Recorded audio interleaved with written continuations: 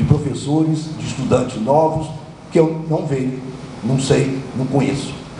Tive recentemente na Recôncavo fazendo um debate, lá tem acho que um mês no máximo, na Federal do Recôncavo, e encontrei, me deu uma satisfação, mas era um curso só, com muita gente assistindo, mostrou uma coisa de alento, me pus à disposição para fazer mais debates e aceitei esse agora na universidade.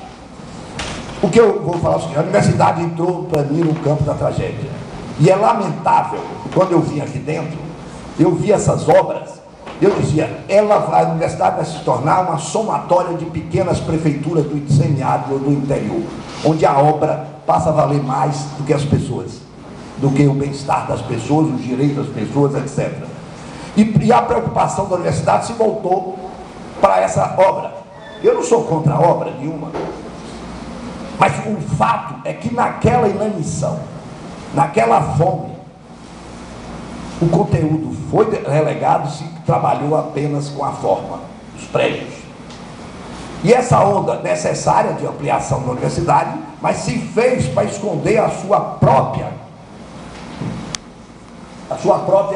fraqueza, no sentido do conteúdo, dos seus desvios, das suas fraquezas e das suas... o termo não veio aqui, que eu vou encontrar adiante. Eu queria definir isso melhor. Mas aí é o seguinte, eu vi a obra, brincava com todo mundo, se vocês, os diretores que eu conhecia, vocês vão se tornar prefeitos da cidade do interior. A preocupação é esta, mas tem uma outra muito maior, que é qual vai ser o conteúdo disso tudo e o que já está aqui também antigo. E esta é exatamente a tragédia da universidade. Então eu acho que o boom se colocou, que mostra a semelhança do mundo político. Mas por que isso se passou assim na universidade?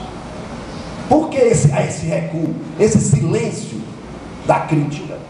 Porque não havia mais uma voz forte e crítica. Não estou falando de pessoas, certo? Sempre vão existir pessoas, mas estou falando como algum agrupamento que se identifique, que se coloque para o público e que tenha um público para dialogar, para trocar ideias. Este processo é porque os segmentos mais avançados, naquele momento, todos eles entraram no fenômeno que se chamou lulismo.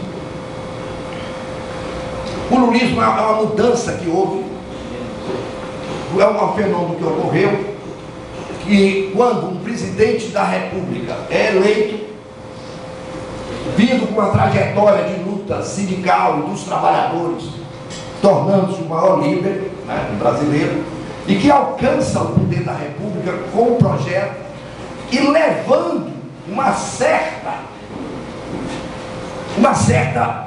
hegemonia moral.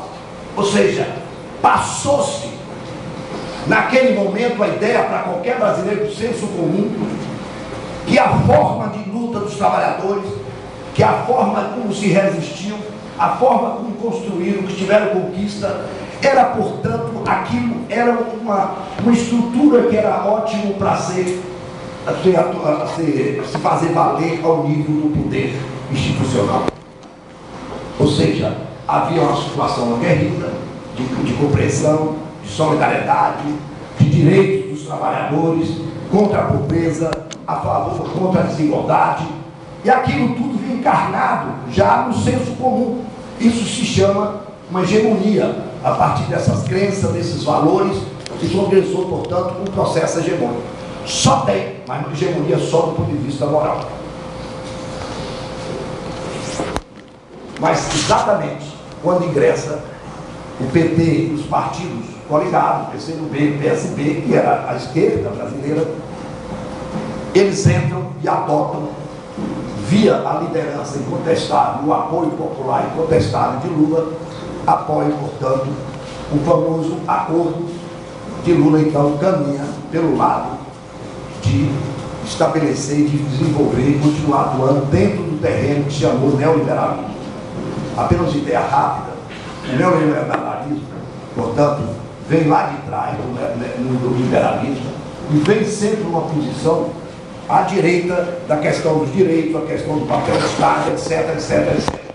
Então, esse processo foi adotado, continuou, que foi pelo Fernando Henrique Cardoso, E a essa altura, já para poder, com o estrago feito ao nível da desigualdade, ao nível do aumento da pobreza, do desemprego, é adotado no governo Lula a ideia, portanto, de avançar em alguns programas sociais com característica assistencialista, fazendo a ligação direta do líder carismático com as pessoas que respondiam ou que tinham a necessidade do Bolsa Família. Essa relação direta sempre foi muito perigosa. Porque o líder carismático, portanto, ele, àquela altura, já estava dentro de um elenco de forças que já não era mais dentro daquela característica da hegemonia moral, que é a direção, vamos dizer assim, moral. Nem tampouco ele tentou lutar pela direção política, nem a direção ideológica. Então a luta se passou, portanto, ao interior da hegemonia dos dominantes, no sentido político e ideológico. Isso se chama transformismo. Impera no neoliberalismo uma coisa que se chama, que é também de Gramsci, que é um autor que está sendo muito usado hoje para interpretar essas situações.